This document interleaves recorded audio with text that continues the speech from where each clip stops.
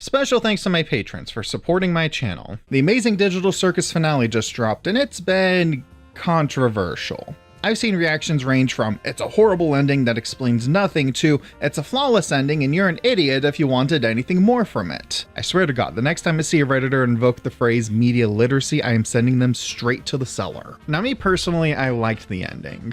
Reading through less positive opinions though, I can kinda see where they're coming from. There are places I wish the show had gone, and answers I wish we'd gotten, and dynamics I wish we had more time with. However, I'm getting ahead of myself. Before I talk about the finale, I want to talk about the rest of the show leading up to it, because I want to discuss the Amazing Digital Circus as a single unit. I'll still go episode by episode, but ultimately I'll be talking about the series in its entirety, and we are going to have a nice discussion about a cartoon on the internet. Now let's get started with Episode 1, Pilot. The Amazing Digital Circus pilot, retroactively converted into the official first episode of the series, really needs no introduction. It took the internet by storm in 2023. To compare it to some contemporary titans in the field, as of this script being written, the pilot of Has-Been Hotel has been out for 6.5 years and has amassed 123 million views. The Amazing Digital Circus pilot has been out for 2.5 years and amassed 442 million views. Luckily, all 442 million of those viewers are well-adjusted people who respect others' opinions and know how to behave in a movie theater. Ironically enough, as wildly popular as this pilot was, in retrospect it feels like the weakest as a piece of the overall narrative of the show. That's not to say it's bad, however. It does set up the overall conceit of the show well. A new human is suddenly zapped into this digital world with no memory of her name and no apparent way to escape. Every day they are treated to adventures conjured by the AI Ringmaster Kane, which are little fantastical quests that they must complete. The longer they stay in the circus though, and the more hopeless they become, the more they run the risk of abstracting, being reduced to a rampaging monster. That's a solid hook, and we got the numbers to back it up. It also establishes each member of the cast effectively. The meek Gangle, the laid-back Zubul, the kooky Kinger, the friendly to a fault Ragatha, the asshole Jax, and the newly christened Pomni. The episode establishes Pomni pretty overtly as our protagonist. On rewatch though, I can see that it's also establishing Jax as our deuteragonist, but the way he takes the lead on the second group after they split up for their adventure. It's a very effective pilot, but that also makes it just a pretty good first episode. The best way I can describe the distinction between these two things is that the pilot goes, wow, look at all the different directions we could go in and all the things we could explore, while the rest of the series then commits to the path we will go in. But still, a nice, solid start. Episode 2, Candy Carrier Chaos. This is basically our baseline for the world. This is what your average day in the Amazing Digital Circus looks like. The circus gang are sent on an adventure to retrieve some stolen maple syrup for the saccharine citizens of this realm. So they go have fun with Candyland Mad Max, and you know, it's a fun time. Admittedly, the adventures themselves aren't the parts of the series that stick most in my mind, but there are some great gags here. Aha! Gotcha! The arms aren't long enough. The arms aren't short enough to shift the gear. I'll tell you what part of the episode does stick in my mind though. Pomni gets clipped through the ground along with one of the syrup rustlers named Gummy Goo, who finds himself in a developer room along with assets of himself, his gang, and everything in the world. This fills Gummy Goo with horror. Now this had an effective setup. Kane mentions earlier in the episode that he was working on a more advanced and immersive AI, and I hadn't paid a lot of attention to it on first watch. Neither did I make particular note of this scene early in the episode, of Gummy Goo chatting with his two partners in crime. On a rewatch though, I realized just how far Kane must have pushed these NPC sentients for them to have their own conversations away from where the players can hear them. That means Gummy Goo is conscious enough to understand the implications of his discovery, and there's a clear parallel with the gang's own predicament. Oh God! Why can't I remember my name? Where's Mum? I can't even remember her face. Did she ever have a face? As the weight of this existential dread threatens to crush him into questioning if anything he does has meaning, Pomni offers some words of comfort. You still care about your buddies up there, don't you? I'm sure they still care about you. Even if he's not real, so to say, he can still find meaning in his own existence. Maybe he can even come back to the circus with them, an offer that he gladly takes her up on once they reconnect with the others. Oh, looks like one of these guys made it through. Wait, what? Oh my god. There's a reason Gummigoo very quickly became a fan favorite character. His story begins to lay the groundwork for the overall theme of the series. Earlier in the episode, Pomni had been having nightmares about being left to abstract as everyone callously left her behind. After her experience with Gummigoo, though, and seeing the way they memorialize their former friends who've abstracted, she begins to realize that maybe they can make this situation tolerable. Good episode. Episode 3, The Mystery of Mildenhall Manor. It's time for another adventure. The gang is sent to a haunted mansion, except Zooble opts out. This makes the third episode in a row that they have elected to not participate in Kane's adventure, so he tries to sit them down to figure out why they aren't interested. Sadly, Kane's not the best at emotional connection. You're probably not even listening. Zooble, look at this cool bee I drew! Zooble tries to articulate that they don't like their body. The series leaves it open for interpretation whether this is outright body dysmorphia, but it's clearly a complicated situation to address, which highlights Kane's mechanical thinking. He dismisses Zooble's concern by reminding them that he already provided a box of infinite body parts for them to swap out until they find a satisfactory build. Kane's digital mind runs on pure logic. There is an objectively correct solution that can be calculated for every problem, but humans are a little more complicated than that. And that's why it frustrates him that Zooble won't even consider the adventures he's trying to conjure up specifically to appeal to them. What you're saying could imply that I'm bad at the only thing I'm good at, and that... that'd be... I'm sure there won't be an issue at all. While this goes on, Pomni ends up being stuck with Kinger in the scariest possible route for the adventure. I know I said previously that the adventures themselves are the least interesting part of the series for me, but this one is the exception. The creepy horror aesthetic of the setting clicks with me. I also like this detail where Kinger has to play the audio tapes left behind by the previous owners to get the story. It feels like a video game. That's a nice touch. This is very much a personal preference here. I just vibe with this adventure more than with the Gloink Queen or Candy Canyon Kingdom. Please don't come alive. Okay, I won't. As they delve into layer after layer of increasing horrors, though, something begins to change with Kinger. His ramblings become less incoherent. His plans end up actually working. The longer he spends in the darkness, the more lucid he becomes. What's revealed to us is a kind and brilliant man. He's empathetic and wise, and as he and Pomni sit trapped in literal hell, and she laments this terrible situation she's stuck in, he comforts her. In this world, the worst thing you can do is make someone think they're not wanted or loved. Kinger is able to deduce the way out, and the pair make their way through the damned souls safely. This episode is the one that made me say, wait, this series is actually really good. And on a rewatch, yeah, I will say it remains one of my favorites. In fact, Kinger himself is my favorite character of the cast. I really like the concept of this guy who's underestimated but has moments of brilliance, and his rapport with the rest of the cast is really sweet and wholesome. In my opinion, this is where the show hits its stride, and spoiler alert, it only gets better from here. Episode 4, Fast Food Masquerade. After Kane's latest adventure doesn't appeal to anyone, he begrudgingly turns to a suggestion box that he had installed and forgotten about. The winning idea belongs to Gangle. While she may not remember her name, she remembers being a restaurant shift manager in her previous life. So the circus gang embarks on the most harrowing experience of all: fast food service. Last time I ordered it here, they forgot to add the sauce that makes you stupid. Don't forget the sauce. This is very much the Gangle episode, and a way that not every character gets in this show. I've seen this brought up as a criticism of the series, but I don't think it's an issue. Ragatha and Zooble may not have their own dedicated episodes like Gangle does, but we still get a clear idea of who they are as characters. Ragatha is a terminal people pleaser. Zooble has their own insecurities, but tries their best to support the people around them. And Gangle has been crushed by the relentless gears of capitalism. I know what you're thinking. I don't want a career in fast food. I want to be a comic artist and eventually launch my own manga-inspired webcomic. And it's cool to have dreams, but you also need to remember that they're completely unrealistic, and you need to stop trying.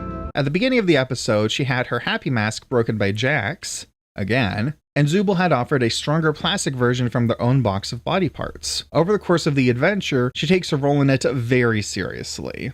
too seriously. Can't the job wait a bit? It's not like this is real. Next you're gonna say my authority isn't real. Which, by the way, is an interesting iteration of our ongoing theme of getting by in an unreal world. But it's clear she's putting in an exhausting amount of effort to adorn her new mask and act normal, as she put it. You might say she's masking.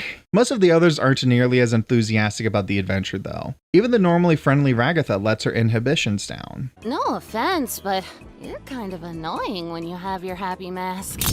By the end of the episode, it's clear that Gangle's very self-conscious about that. As it's time to close, all alone, the shift has left her in a dark, spiraling place, until Pomni offers to do it for her, letting Gangle have a chance to leave early. A gesture that makes this scenario feel just a little more tolerable, giving her a hand where she needs it. Gangle goes out, takes her new normalizing mask, and throws it away. Then she reacts with jubilation until she accidentally trips in front of a truck. I just cracked under the pressure, I suppose. Fast Food Masquerade gets at a very particular struggle. Gangle up to this point has been a feeble pushover. Obviously, the healthy thing for her to do would be to stand up for herself. That's easy to prescribe, but difficult to actually practice. She's trying to act with authority here, and look how unnaturally it comes to her, how exhausting it is to keep up that energy. And all that aside, she's trying to change who she is as a person, how she relates to others around her. That receives pushback even from folks who are friendly to her because it's different from what they're used to. In a sense, she's stuck in a rut, and even in the circus,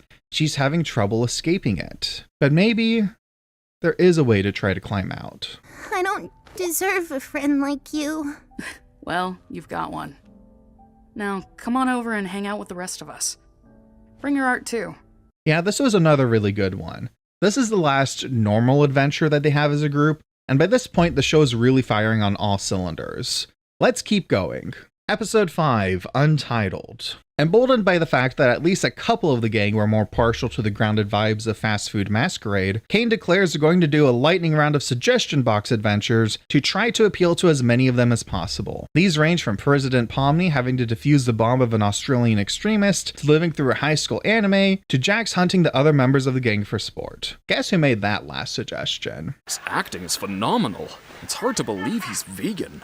Have I mentioned yet the series is genuinely really funny? As we cycle through these different outings, something odd begins to happen. For the opening act of the series, Jax has been pretty antagonistic towards the gang. He's basically an asshole by profession. It's a character he embodies so thoroughly that in the previous episode, when he casually asked Pomni how she was doing, she actually did a double take. Yet there have been hints that this isn't a genuine personality. When he is alone, he drops his smug act. And in a quiet moment in this episode, he asks Pomni about what others are thinking and feeling. She didn't think he even cared about that. It's a hint that beneath his insufferable shell, there might be some shred of decency. We'll talk more about him later though.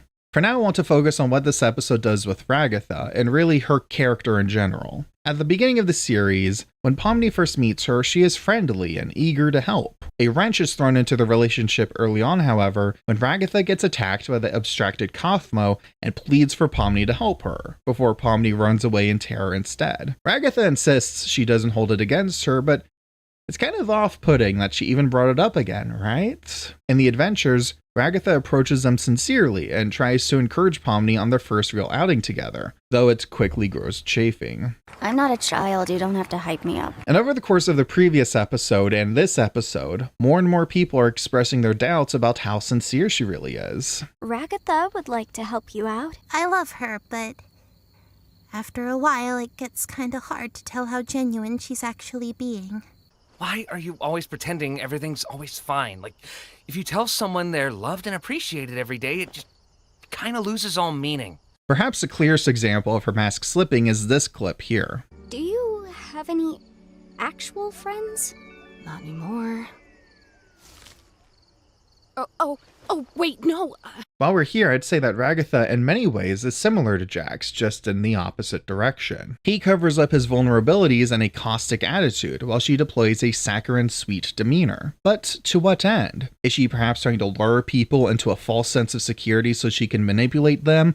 Or is she actually trying to be friendly and just having a difficult time with it? In this episode, one of the adventures the gang goes on is just chilling at a bar. And she talks about growing up in a wealthy family, but with an overbearing mother who would shout and guilt trip her. We also get insights into Ragatha's psyche later in the series, when we see her worst nightmare embodied as an ominous presence that looks like her, who pierces her with knives. A pretty obvious reflection for how she sees her mother. Ragatha's been forced into a people-pleasing mode by her upbringing, and need to be perpetually positive and sociable. She fears any deviation from that will be met with brutal rejection, mostly because in her past, it was met with brutal rejection. Any negative interaction, even a friendly declining of an invitation, is seen as a failure in her eyes. The cruel irony here is that others see her forcing that positivity and they reject that. The coping mechanism that allowed her to survive her childhood now blocks her from forming social connections. After all, forcing a friendly attitude is a thing dishonest people do. And if she's forcing a friendly attitude, maybe she is a dishonest person. And you know what's really heartbreaking about that? She even believes it about herself. Skipping forward an episode, she has this heart-to-heart moment with Kinger. I might have failed Pomni. Just like I failed Jax. I tried too hard to get on their good side, and then I just end up pushing them away. It sounds to me like you put a lot of pressure on yourself to be there for everyone, and when you're not, you beat yourself up for it. Like she's seen through all my tricks and doesn't trust me anymore. Ragatha has fallen victim to one of the most insidious and venomous tricks she could have played on herself. She believes that building up a relationship with someone, trying to share experiences together and build up trust, is tricking them into liking her. She's stuck in a mindset where she views her own existence as a burden on others, and so she believes all she can do is minimize that burden. It's a self-destructive cycle fueled by her own altruism. In her eyes, a good person is someone who is always, at every waking second, 100% selfless and smiling. And if she ever diverges from that, then her only alternative is being a bad person. Back to episode 5, we see this manifest in her finally coming to verbal blows with Jax, whom she believes is manipulating Pomni. Her crusading, her desire to save her friend from Jax, doesn't sit well with Pomni, of course. Again, another action with good intentions that pushes people away. Meanwhile, Pomni is drawn to Jax's shenanigans, even being amused by the way he torments an NPC at the end of the baseball game, much to Ragatha's clear dismay. Ragatha and Jax wear opposite masks. If Jax is wearing a facade of impudence, Pomni may assume something better is behind it and be open to warming up to him. If Ragatha is wearing a facade of kindness, Pomni may assume something worse is behind that. Ultimately, Ragatha has no malevolent intentions, which makes this all the more tragic. I think there's a really brilliant psychology in her writing, and it makes her another standout character in the cast. Damn, this wasn't in my outline, but after writing all that out, maybe Ragatha is my favorite Digital Circus character after all. Anyways, this episode wraps up with Jax inviting Pomni to go check something out with him, with Ragatha watching on in concern. I feel like overall this one was maybe a little loose in its plotting, but that's kind of unavoidable given the general conceit of it. Still, good episode. Let's move on to episode 6, They All Get Guns. Kane is still struggling to come up with adventures. In the previous episode, the suggestion box ideas worked well. That's a bad thing. They're enjoying the suggestion box adventures more than the me adventures. What should I do? The problem is that there's been no adventures that everyone enjoyed. There are always complaints. He tries coming up with an elaborate trust exercise to try and make everyone bond with each other. Or, yeah, we could all just shoot each other. Here, have guns. I don't care anymore. The gang pairs up, and we can see how the dynamics have been shifting. Jax tries to grab his favorite punching bag, Gangle, but she resists him and says she's paired with Zubul instead. These names, I swear to God. Pomni wants to team with Ragatha, but that would leave the vulnerable Kinger with Jax, and Ragatha wants to prevent that, even though she clearly feels really bad for this polite and reasonable declination. Just this pre-adventure scene is already loaded with a lot of interesting story beats. It's a sign the show's doing something really right. Everyone splits up to find the guns, and soon chaos reigns across the Amazing Digital Circus. I'm right behind you, aren't I? Good job, Gooseworx. You made me laugh at Joss Whedon dialogue in 2025. As the episode unfolds, 3 distinct narrative threads unspool. I've already covered Ragatha's conversation with Kinger, so instead let's talk about Zubul and, at long last, Jax. And I want to talk about them together because they are foils of each other. Pomni tells Jax that she's nervous about actually hurting anyone, which he blows off. After all, it's not like this is real, right? In his mind, they're all basically cartoon characters in a video game. They all have their roles, and he sees himself as the funny one who torments the others with his silly hijinks. I find this line in particular fascinating. We all just became archetypes. I at least have the self-awareness to choose who I am. Did you hear that? The self-awareness to choose who he is. He presents this perspective as something liberating, something freeing. Pomni is convinced by this, deciding just for today to play the part of evil clown Pomni. Fast forward to the end of the episode, they've actually won. Pomni continues playing her role, saying this must be the part where they betray each other. Huh? Oh yeah, you can betray me. He downplays the way they've been talking and bonding over the course of the episode, the way he shared things about himself. He claims it was all a ruse, just to make this ultimate rejection of her hurt even more. They were never friends. But Pomni refuses to believe him. Fight back! Are you crazy? I said fight back! Right before this, they'd shared a hug which seemed genuine, until something in him seemed to panic and he shoved her away. Notice how he looked at his hand as well?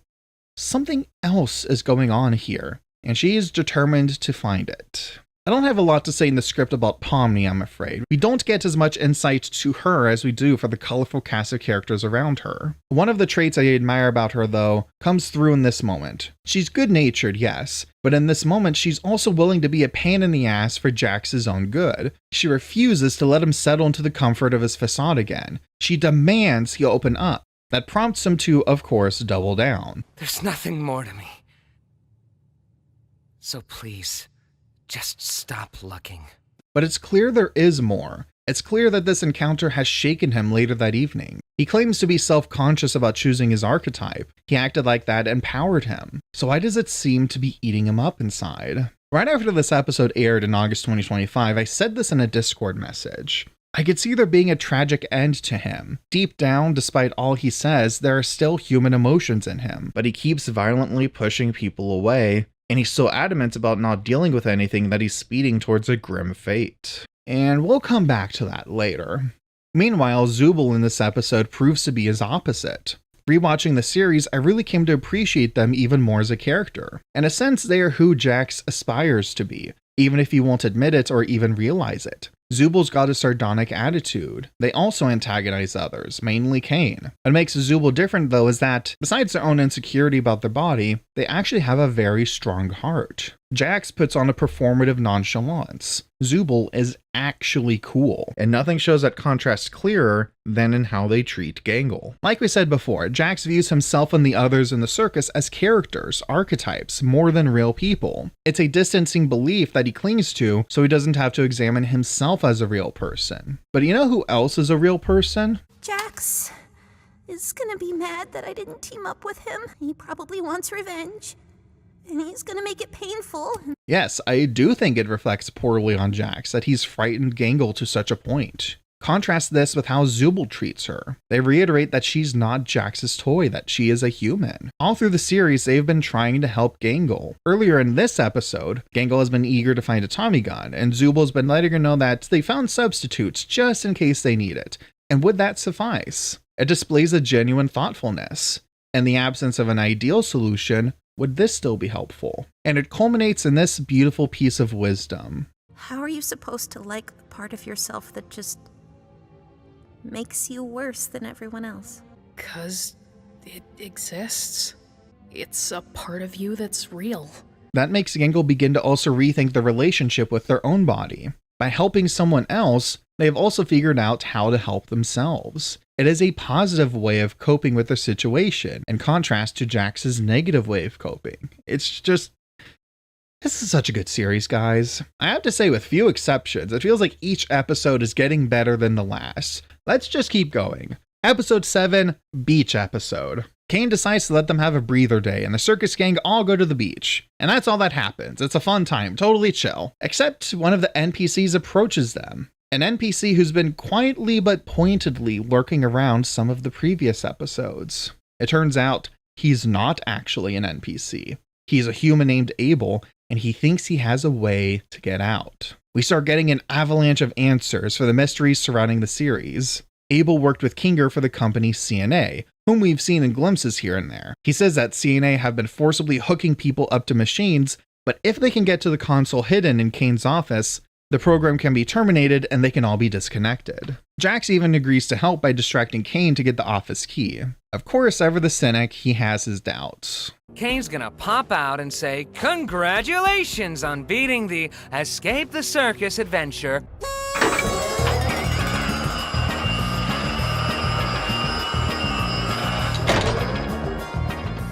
Congratulations! Yeah, so this turns out to all be an elaborate ruse by Kane. Everyone has been wanting a way out of the circus, so he decided to make a quest about finding a way out of the circus. He pulled out all the stops for this ultimate adventure. Now they'll surely love him, except nobody likes it and everyone's mad at him now, and yeah, it's a colossal disaster. I want to get that out of the way though, because knowing that twist, we can find really interesting characterization for Kane in this episode. In retrospect, Kane's eagerness to hang out with Jax is him playing a bit, so it's difficult to parse out what's real and what's for show. But I find notable that the things he asks are, how can I make my adventures more appealing to Pomni and Zooble, who are some of his toughest customers? He talks about the macroverse, the real world outside of the circus. We've seen him privately obsessing over photos of it in the previous episode. He wants to know more about it so he can recreate it. And near the end of their conversation, he says this. I really am trying my best to make you guys happy, and being appreciated for that just makes me want to... Prompting Jax to maybe view him more sympathetically. At all points at Kane genuinely seeking a way to grow closer with the group. Knowing that Abel is Kane's puppet also makes for some interesting characterization. On rewatch, listen to how much he emphasizes that they'd be leaving Kane behind. But he's just as much of a prisoner as you are. One that, won't be able to leave with us. Just get to the meat. And forcibly awaken everyone who's hooked up.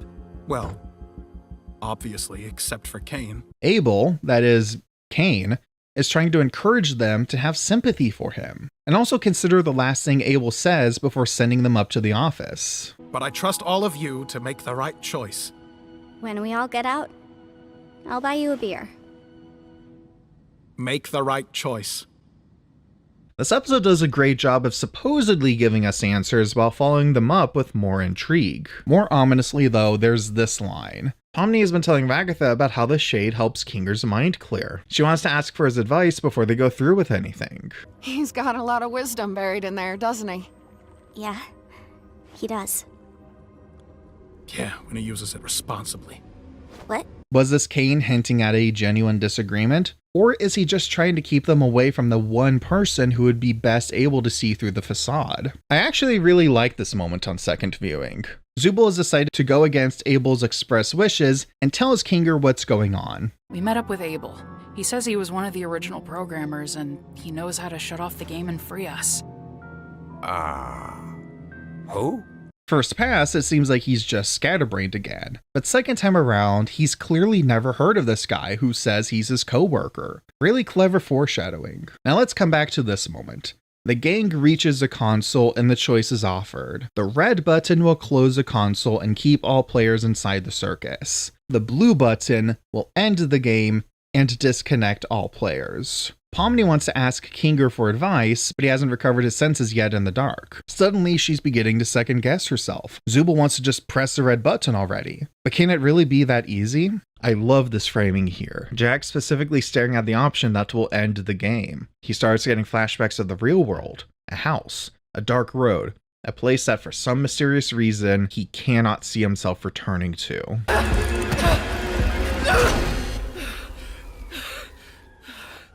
Ragatha asks what he just did, and for the first time he doesn't have a snarky reply. And upon finding out this was all a ruse, he finally snaps. I can't believe I was right! By the way, did I forget to mention that he nearly abstracted at the beginning of the episode? Yeah, Jax isn't doing so well. And the episode ends with everyone shocked and dumbfounded at the sheer mind game that's just been exposed.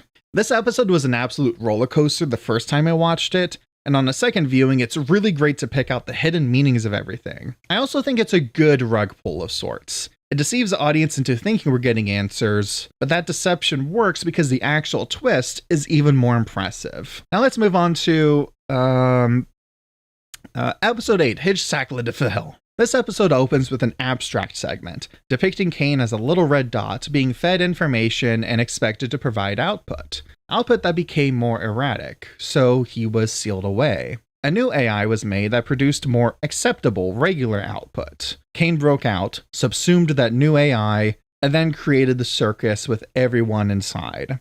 Right off the bat, brilliant way to deliver this information. Everyone is still reeling from the reveal of the last adventure.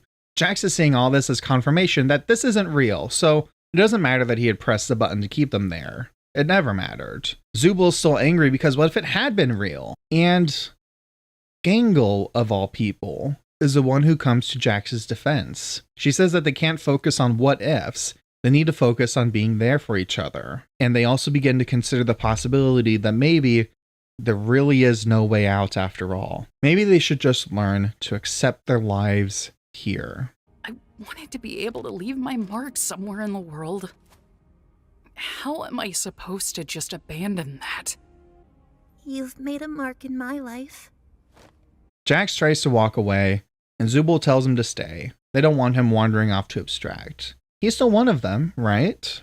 Cut to Kane in his office. And you know what? Let's finally talk about Kane. Kane is a miracle. I feel like this character would have been so easy to overuse. He could have easily outstayed his welcome. Luckily, all through the series, he remains an extremely funny presence, as well as growing into a compelling character in his own right. He's grown increasingly frustrated as his adventures prove unsatisfactory over and over again. The escape adventure has emerged as his crowning failure, and he's not taking it well. Kane was built to create things that make humans happy, but he's a machine. He thinks in very literal terms. His metrics probably focus on things like user engagement and positive feedback. That's the reason why he panicked earlier in the series when he realized that everyone was enjoying their own ideas more than his own. It would make him a redundant technology. Kane doesn't understand that humans need downtime, that sometimes they're unhappy for perfectly normal and healthy reasons. Like I mentioned before, like he literally says out loud, Kane believes this is just a big problem that he can find an objectively correct solution to.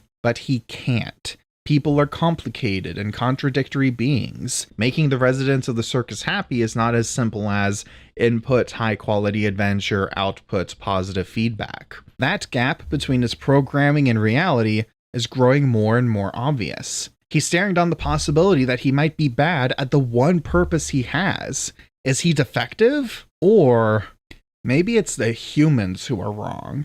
If they refuse to be happy, maybe he does in fact know what they want better than they do. Maybe they just need a reminder that he's the all-knowing machine tailor-built to create adventures.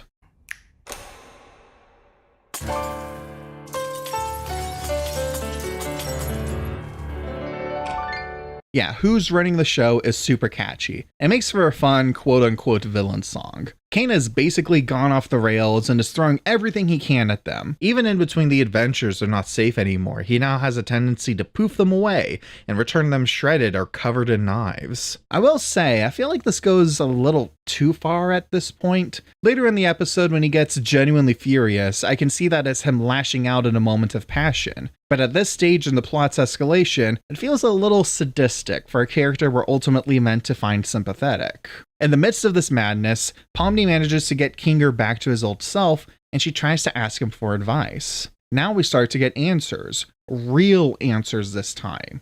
CNA was a real company, and Kinger really worked for them. They were trying to build a creative AI. Kane was the first real success, even if he was rough around the edges. And Kinger himself had built him, along with a mysterious Scratch. A man who was incredibly bright, but often had more out-there ideas that others struggled to comprehend. Either due to pure brilliance or a tumor in his head. Scratch had been name-dropped at the end of the previous episode, with Kinger recalling he was the first abstraction. And hearing all of this, Jack suddenly rushes out. Oh my god. This is real. Finally feeling regret for the flippant way he's been acting all this time. Kinger reveals that while Kane is in control of the simulation, they also have the ability to conjure. This has been something hinted at before, that he was skilled enough with the program to create things. If he gets a computer, he can get into Kane's code and try to fix him. The rest of the gang tries to buy Kinger enough time by freely volunteering themselves to Kane's delight, which works. For a little bit. Until he begins to question why they're suddenly so enthusiastic about his ideas. I think I'm just gonna check up on... We think your ideas suck! Huh? Huh? Isn't it obvious? We wanted to bait you into testing your new ideas on us so we can make fun of them behind your back. Think about this from the perspective of a computer. The only thing Kane has been craving is positive feedback. To be told that he's going in the right direction, that the things he's been creating have been good. Hearing that from Pomni, well, how can Kane trust any positive feedback again? She said the one thing to practically short-circuit him into a rage, and he finally snaps. The torments up to this point have been painful, but still cartoonish and silly. Now, Kane's personalized their own hell for each of them. Kinger's desperately trying to fix things, even as the code itself seems to rebel against him. The shit has absolutely hit the fan. Why do you people torment me? I didn't have to be created. I just wanted to fulfill my purpose. And then Kinger makes a mistake. His finger slips, accidentally hits the delete button, and before he can try to undo it... Wait. This echoed across the internet. I have friends who only got into the series after seeing fans lose their minds over this episode. Truly spectacular. How was the finale going to top this? And well, it kind of didn't. Episode 9, Remember. The Amazing Digital Circus isn't looking so amazing anymore. Kane's deletion has caused it to quickly deteriorate. This is coupled with an existential revelation by Kinger. As he was digging into Kane's code, he found a folder marked brain scans. Everyone in the circus isn't actually hooked up to a body. They are merely copies of a person in the outside world. They're not real. The group disintegrates at the news, and the rest of the finale is about them trying to come to terms with that. Right off the bat, that premise for the episode I feel like turned a lot of people off. It's not a spectacular finale in the truest sense of the word. I don't mind that it's quieter and more introspective. I actually prefer that that's the focus here. However, you can't get mad at people who had been hoping for some spectacle because, well, the previous episode concluded with some spectacle. That said, I want to keep this discussion focused on what the finale did do. So I'll be layering my discussion here as a compliment sandwich. I hate to start my sandwich on a critical note, but this episode itself opens on an unusually weak footing. The pacing feels really rushed for the first 10-15 minutes or so, but I just explained to you about Kinger telling everyone about the fact they're all brain scans. I almost didn't pick that up. I guess Kane found a way to get them working. That means... I know what it means. I don't. I asked around to some of my friends, and about half of them said they were also confused by this the first time around. Because of that confusion, the revelation doesn't have the impact it could have had on me. There are other elements near the beginning here that feel rushed.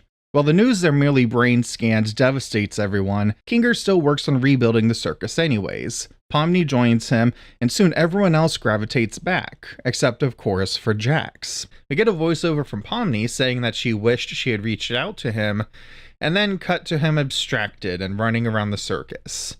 This is for all intents and purposes a character death, and I kinda wish it'd been given more gravity. Or a short while later, as Ragatha is reflecting on her memories of Jax, and Pomni says that Ragatha was her first friend here, and I don't know, the end of episode 6 showed they were on a conciliatory path, but I feel like there would have needed to be at least another scene or two to get them to this point. Let's pivot though, and talk about Jax. Given the sandwich format, yeah, I'm sorry to say that overall I like what they did with Jax in this finale. A good chunk of this last part focuses on delving into him and trying to finally understand what makes him tick. I do want to make the distinction that I don't believe the finale absolves him of what he's done. For one, he doesn't get a happy ending. He abstracts and he doesn't change back. The remaining circus members still try to care for him, but functionally, Jax is gone. To further drive home this complicated legacy, Gangle says this. Why can't I cry for him? The series does not shy away from the fact Jax was not a good person. He actively chose to be a menace to others. However, the series also wants to ask why. Why did he go down this route? Pomni tries to venture into his abstracted form because she is also dying to know. After passing by versions of himself that range from cartoonish, to rakish, to genuinely unsettling, Pomni comes across the real Jax. He had been terrified upon first entering the circus, but he was taken under everyone's wing, most notably someone named Ribbit. Over time, she and Jax grow very close, and one night, in a very private setting, Jax finally tells her what brought him to the circus. He'd grown up in a broken home, living with a mother who at turns lambasted him for being like his father and mocking him for not being like his father. And one day, he had confessed something to her.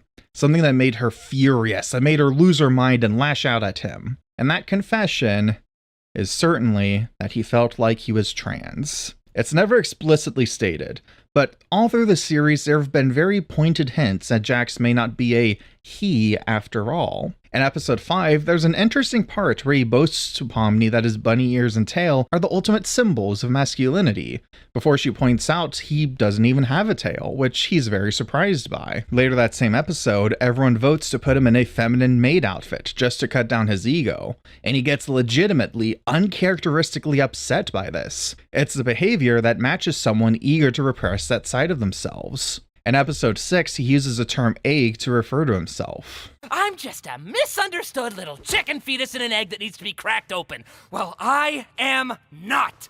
If you'll allow me to step away from the text itself, the show's creator Gooseworx famously said Jax is her self-insert. Assuming this wasn't just meant as a joke, which Gooseworx is known to do, I don't think she's actually intending to murder the cast, guys. Sorry. Having the transgender female creator of the show refer to this character as her self-insert puts everything I've just described into even sharper perspective. To top it all off, as Jax finishes telling his story to Ribbit, she offers her bow to him as a gesture of comfort, adding a feminine flourish which would fit such a reveal. But this reveal is paired with a traumatic memory for him, and it's not just his mother berating him. After she had done that, she hugged him and was nice to him, like none of that had happened. He couldn't stand it. He shoved her away and she fell to the ground, and she didn't get up. Jax doesn't know if he killed her or had just knocked her out, but he ran. When he got scanned into the circus, he was homeless, scared, broken, all because he had confided in someone and it went poorly. And he's just confided in someone again. Jax immediately tries to play off his whole confession as a joke. Then he starts avoiding Ribbit. He pushes her away, perhaps out of a fear that she'll try to exploit his vulnerability. Perhaps out of a fear that he'll hurt her without meaning to, like he hurt his own mother. Over time, this evolves into more and more antisocial behavior, expanding out to everyone, especially after Ribbit finally abstracts from the stress. Something Jax probably didn't even realize was possible at that time. He forces people to keep their distance because he's afraid both that they will hurt him and that he may hurt them. I'm a terrible person. Is that what you want me to say? I already know I am. It's possible to simultaneously feel sympathy for the people that Jax hurt over the course of his time in the circus, and for Jax himself. His fears never allowed him to be vulnerable with others. Notice how he shoves away Pomni in episode 6 after they share a hug, that clip from before? It very clearly emulates his memory of the night he accidentally harmed his mother. Jax tried to play the role of a cartoon character because his view of himself as a person is someone fundamentally broken. A person who is unable to be loved. A person not worthy of being saved. He turned away from every chance offered to him to exit that path, and it destroyed him. It's too late. I did this to myself. There's no coming back from this. That's the final haunting tragedy of Jax, and it invites empathy. Not to say that he was a bad guy but felt sad, so that makes his actions okay. The text does not support that reading. It invites us, the viewer, to see what path we might go down if we do not let ourselves be open to others. When Gooseworx says she sees herself in Jax, I imagine she sees the person she might have become if she had not accepted herself. And when the segment ends with a montage of the positive moments Pomni managed to share with Jax, set to the track "Isn't She Lovely?", it's a eulogy to the person she might have been, rather than the person that he was. Shifting gears a bit, the finale also reveals to us that Kane managed to survive his deletion. Now, I don't think this is a somehow Palpatine returned kind of situation. Considering how critical Kane is to the integrity of the circus's programming, I'm not all that shocked that he was able to eventually rematerialize in the digital void. What really sells me on this, though, is the fact that his quote-unquote death still leaves an impact on his character. It finally gets through to him that he's messed up. There's a sequence of him trying to reach out through a nearby Wi-Fi signal to get some files. Notice how the sequence unfolds. At first he tries building blocks up to his target, but after creating the same copy a few times, it stops working. He has to use different shapes to move forward. He can't use the same solution over and over. Then he reaches a barrier. Kane tries to brute force his way into it, but that doesn't work. He has to negotiate it more gently. These parallel his character flaws up to this point. He's learning that his previous way of thinking was wrong. Kane relinquishes the power of the blue AI, letting it go free, and he finally comes back to the circus gang to apologize. Obviously, it'll take a long time to trust him again after what happened, but they are willing to try if he is. All of this is what lets me buy the idea of Kane coming back. It doesn't feel cheap to me. It forced his character to finally adapt and change, so it's a worthwhile story beat. In any case, he still had his powers reduced, and I like he basically becomes a new member of the gang now, more of an equal footing with them. It's nice. However, I've been on the positivity train long enough. I have to be critical on something else again, and this might surprise you with what I've been prioritizing so far. The Amazing Digital Circus is a series focused on the relationships between its characters and the stories of growth as people. It's not a series focused on lore. That's okay. It's also okay for a series to have some loose threads hanging. There can be some elements left unexplained. I'm articulating all of this so that when I say I feel like the Amazing Digital Circus left too many things unanswered, you know I actually mean it. There are a few minor things I don't mind going unanswered. Why exactly does light scramble Kinger's brain? Well, it just does. I can live with that. What was Jax's whole thing with keys? I suppose you could say it's symbolic of his desire to have access to everyone else while letting no one have access to himself. You could also say it pays off with him being the one tasked to getting the key to Kane's office, which isn't super strong, but I can deal with that. But here's a big question that I think we should have gotten answered. How exactly are new people getting transported to the circus? Is the CNA office just sitting empty but still with a running electrical connection?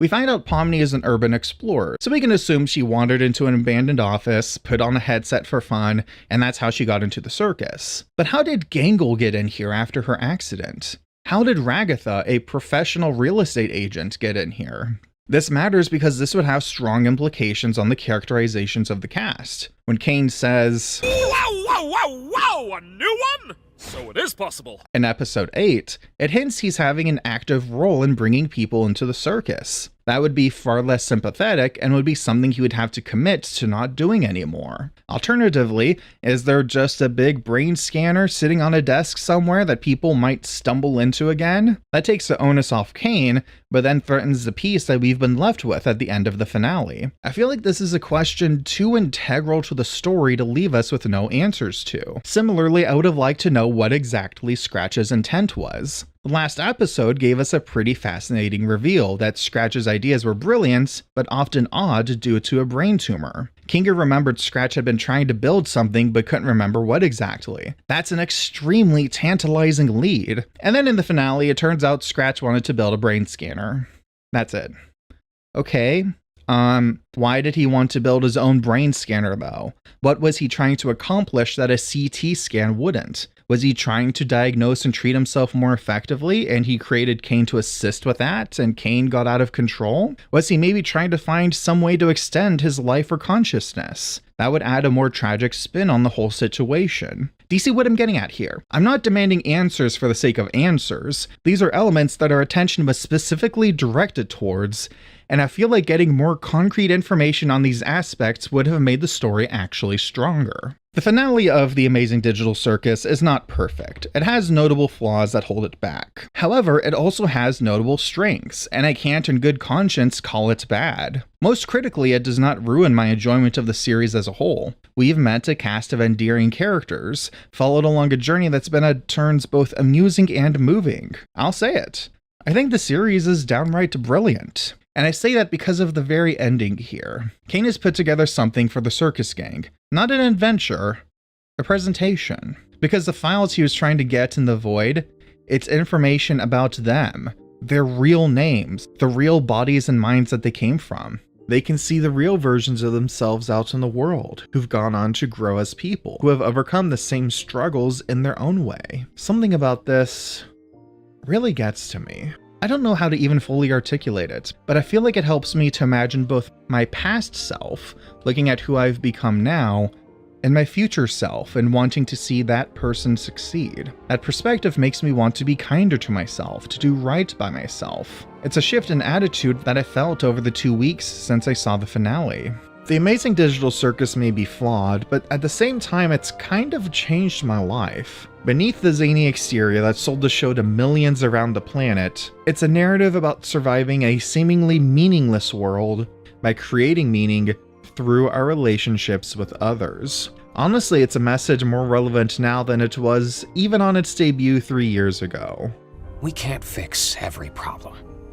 Not with ourselves. Not with the world around us. But we can still do what we can. With it impacting me so personally, how can I say that it didn't hit the mark? How can I call it anything less than powerful? If you were in any way responsible for bringing this into the world, then I'm grateful to you. You've made something truly great.